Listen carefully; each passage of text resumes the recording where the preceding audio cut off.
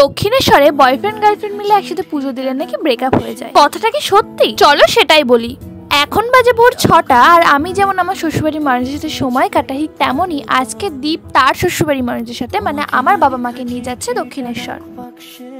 আমার আর আমার শাশুড়িমার মতো শ্বশুর জামার বন্ডিং মানে আমার বাবা আর দীপের বন্ডিংও কিন্তু বেশ ভালো। সকাল সকাল ট্রেন ধরে আমরা এসেছিলাম দমদম, এবার দমদম থেকে নেব মেট্রো। আমরা অনেকদিন ধরে ভেবেছিলাম দক্ষিণেশ্বর আসবো। শুনেছি দক্ষিণেশ্বরে যেসব কাপেলরা এসে পুজো দেয় তাদের নাকি ব্রেকআপ হয়ে যায়। আচ্ছা তোমরাই বলো, এটা কি কখনো সম্ভব? মায়ের কাছে আসলে কখনো কি খারাপ কিছু হতে পারে?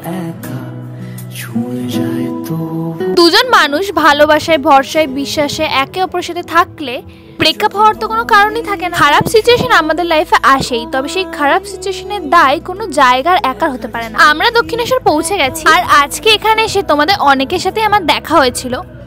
তোমরা যারা যারা আমাদের সাথে কথা বলতে এসেছিলে আমাদের খুবই ভালো লেগেছে। এই শনিবার মন্দিরে বেশ ভিড় ছিল। পুজো দিয়ে আমরা চলে এসেছিলাম গঙ্গার পাড়ে।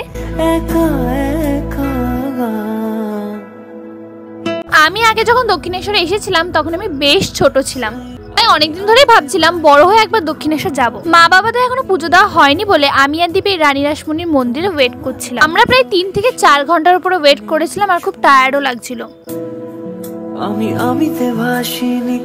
সবাই আসলে আমরা গেছিলাম লাঞ্চ করতে, সেখানে গিয়ে একটা ভেজ থালি অর্ডার করেছিলাম। লাঞ্চ করে আমরা আরেকবার এসেছিলাম গঙ্গার পাড়ে, আর সেখানে এসে দেখলাম এই দাদুদিরা কি সুন্দর হাত ধরে একে অপরের সাথে ঘুরছে। এখান থেকে বেরিয়ে এমা আমি এভাবে কেন হাঁটছি?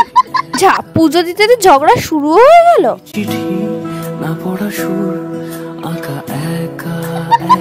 যাকে ছাড়ো, এ তো আমাদের রোজকারের ব্যাপার।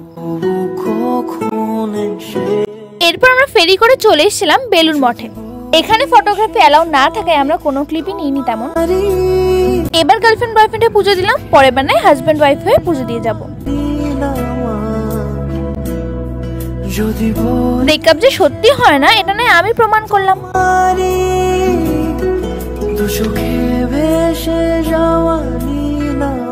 রাতের দক্ষিণেশ্বর কিন্তু সকালের মতনই বেশ সুন্দর। যাওয়ার সময় যে এনার্জিটা থাকে বাড়ি ফেরার সময় তা 0% হয়ে যায়। আর বনগাঁ শিয়ালদা লোকালের ট্রাভেলের যে কষ্ট সেটা যারা জানে তারাই বোঝে। আমার তো এত অবস্থা খারাপ হয়ে গেছিল যে মনে হচ্ছিল আমি আর বাড়িতে আসতেই পারবো না। তার সাথে এত রাতের ট্রেনেও অনেক ভিড় ছিল। তবে শেষের এত কষ্টের মধ্যেও আজকের দিনটা বেশ অনেক দিন পর ভালোই কাটে। আজ শান্তিতে অনেকে ভালোভাবে পুজোও দেওয়া হলো, এবং তোমরা আমাকে অনেকেই রিকোয়েস্ট করো লং ভিডিও দেওয়ার জন্য। আজকে এই লং ভিডিওটা আশা করি তোমাদের খুব ভালো লাগবে। দেখা হবে অন্য একটা মিষ্টি ব্লগে, ততক্ষণ বাই।